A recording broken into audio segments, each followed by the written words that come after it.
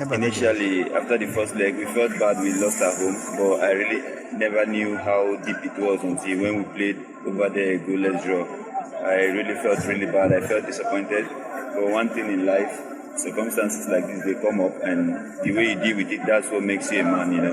Well, for me, it's a job, and it cannot be, because I've not failed. I don't think I have failed my responsibility. Oliver's United Football Club was built 2015, and I believe that we have achieved a lot since my capacity we have achieved. We have won the league, so I don't think that we are a failure. That I'm a failure. I'm not failed. Lucky Spring from 1xBet. Take part in promotion with cool prizes. Bet on any sports events. Get tickets. Have a chance to win cool prizes. The more you bet, the greater your chances. Use promo code to get a welcome bonus right now. Yes, I have not failed in my capacity as gaffer of Rivers United, the words of Stanley Eguma. As Stanley Eguma saying he has not failed, but to some Nigerians, being unable to go past his side as young Africans, for me, is a failure.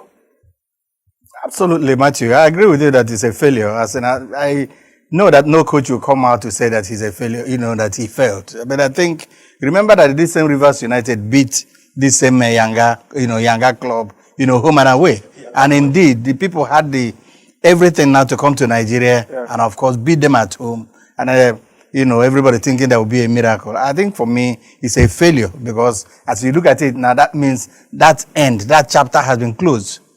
Continentally, no Nigerian in any continental outing. Let's see if an individual who definitely did it at the very highest level for Nigeria. George, just before we come to you, we have joining us on the show at this point, the mathematical himself, Segun Odegbami. Thanks for joining us on Sportsville this afternoon. Yeah, thank you very much.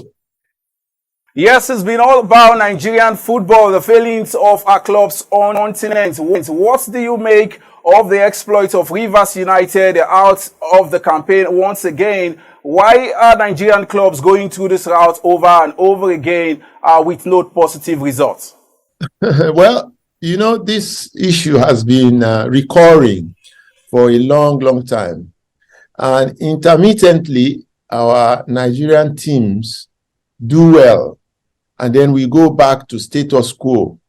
It is a reflection, of course, of the level of development of our domestic football.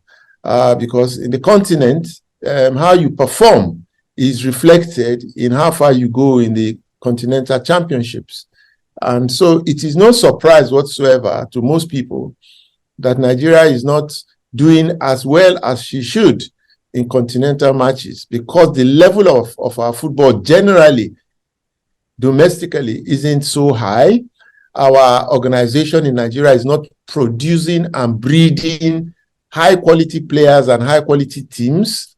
We don't have the infrastructure to develop both. We don't have the personnel to develop both. And more than anything else, it's a reflection of the quality of what we are dishing out administratively to football in Nigeria.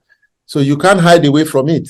I don't think you can blame anybody else but ourselves. Now let's look at this holistically. You were part of the committee that drafted precisely the 10-year football master plan for Nigeria. What are the recommendations you like to make for football development in the country, especially on the part of running professional clubs? Well, to propose something on paper is different from to implement it on the field.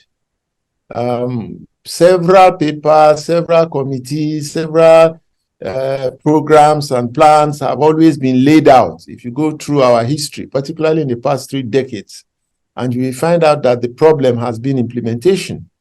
And the same thing may bedevil what you just mentioned, the 10-year development plan for the Nigerian Football Association.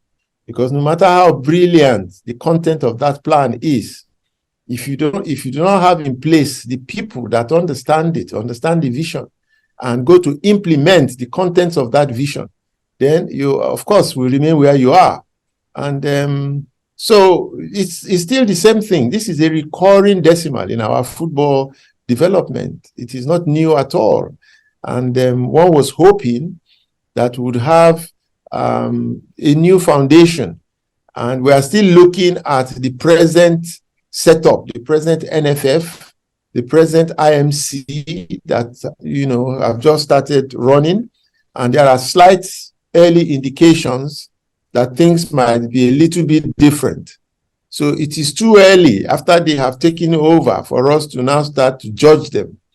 But having said that, we can't see the structures in place in the country to give us that kind of hope or to support that kind of hope, because that would, of course, depend on the infrastructure you have, the fields where you train, the places where you play matches, the coaches that you have, how the domestic league is run, and all those other factors. Everything has to work together for you to be able to produce a great result.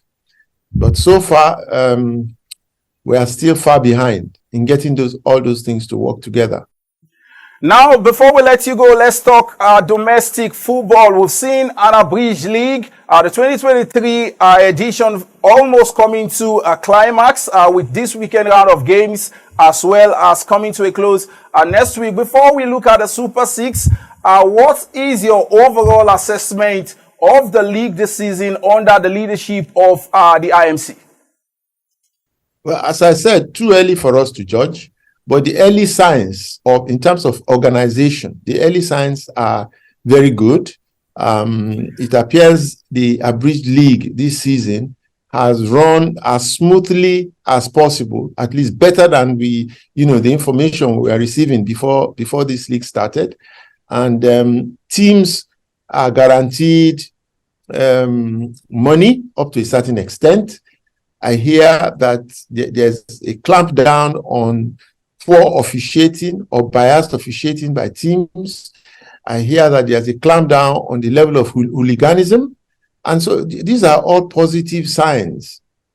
But I'm saying when you want to talk football development proper, the game's development proper, not the organization per se, the game's development proper, now you will start to look intricately at the coaching, the fields where the games are played, the training facilities for the teams, how you manage the exodus of players from the league, because there is now a flood of players just leaving the league and going abroad to play.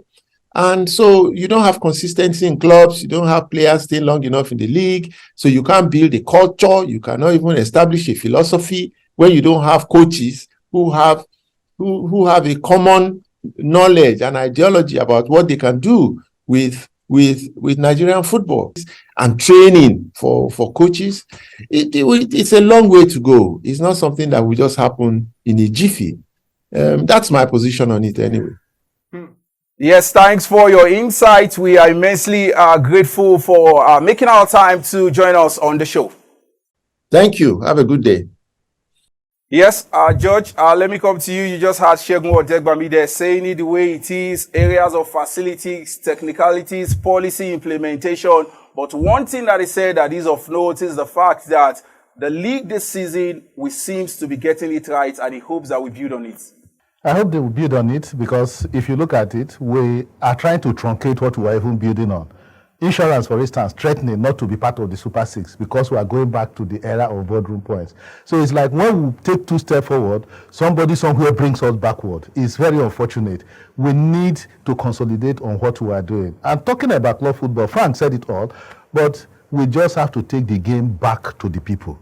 Football belongs to the people. If you saw what WAC of Morocco did against Simba, I wish you saw clips of that game. That shows you that WAC of Morocco, the defending champions of CAF Champions League, belong to the people. So football clubs should not belong to government. It is only in Nigeria. If you remember insurance, for instance, in the days of Ekwesehi, they may not have had the whole money, but they had the supportership.